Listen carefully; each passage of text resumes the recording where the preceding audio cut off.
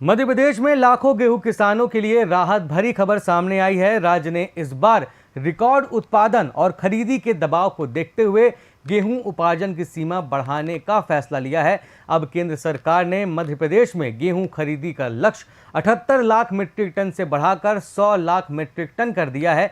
यह फैसला मुख्यमंत्री डॉक्टर मोहन यादव के आग्रह के बाद लिया गया है। इससे न सिर्फ किसानों को अपनी पूरी उपज बेचने का बेहतर मौका मिलेगा, बल्कि न्यूनतम समर्थन मूल्य पर गेहूं बिकने से उनकी आमदनी में भी इजाफा होगा। खेती किसानों से जुड़ी ग्रामीण अर्थव्यवस्था पर इसका सीधा असर देखने को मिलेगा। मुख्यमंत्री डॉक्टर मोहन यादव ने हाल ही के दिनों में केंद्र सरकार से स्पष्ट रूप से ये मांग रखी थी कि प्रदेश में इस साल गेहूं का उत्पादन काफ़ी बेहतर रहा है, इसीलिए उपार्जन की सीमा बढ़ाना जरूरी है। उन्होंने ये तर्क रखा था कि यदि सीमा नहीं बढ़ाई गई तो बड़ी संख्या में किसान समर्थन मूल्य पर अपनी उपज बेचने से वंचित रह सकते हैं। मुख्यमंत्री के इस आग्रह पर केंद्र सरकार ने तत्परता दिखाते हुए गेहूं उपार्जन का लक्ष्य बढ़ाने के लिए मंजूरी दे दी।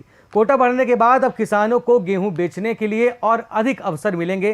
पहले जहां उपार्जन सीमा पूरी होने की आशंका रहती थी, वहीं अब 100 लाख मीट्रिक टन तक खरीदी होने से किसान बिना जल्दबाजी के अपनी उपज मंडियों और खरीदी केंद्रों पर ले जा सकेंगे। इससे बिचौलियों पर भी निर्भरता कम होगी और किसानों को सीधे सरकार से न्यूनतम समर्थन मूल्य मिल सकेगा। मुख्यमंत्री डॉक्टर मोहन यादव ने सोशल मीडिया में पोस्ट के जरिए जानकारी दी कि गेहूं खरीदी चरणबद्ध तरीके से की जाएगी।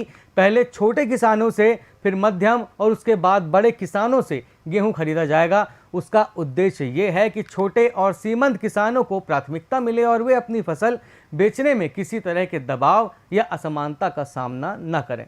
विशेषज्ञों का मानना है कि गेहूं उपार्जन की सीमा बढ़ने से किसानों की आय में सीधे तौर पर बढ़ोतरी होगी। समर्थन मूल्य पर अधिक मात्रा में खरीदी होने से बाजार में गेहूं की कीमत गिरने की संभावना भी कम होगी। इससे किसानों को अपनी मेहनत का सही मूल्य मिल सकेगा।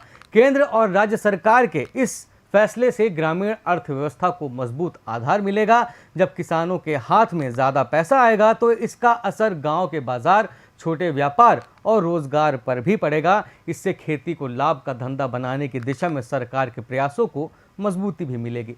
कुल मिलाकर मोहन यादव और केंद्र सरकार के इस फैसले से प्रदेश के किसानों को बड़ी राहत मिली है और यह कदम उनकी आय बढ़ाने के साथ ग्रामीण अर्थव्यवस्था को नई मजबूती देने वाला साबित हो सकता है। वैसे सरकार द्वारा गेहूं उपार्जन की सीमा बढ़ाने के फैसले पर हमें अपनी राय कमेंट बॉक्स में ज़रूर दें और प्रदेश से जुड़ी ऐसी खबरों के लिए शब्दसाची को सब्सक्राइब ज़रूर करें। धन्यवाद।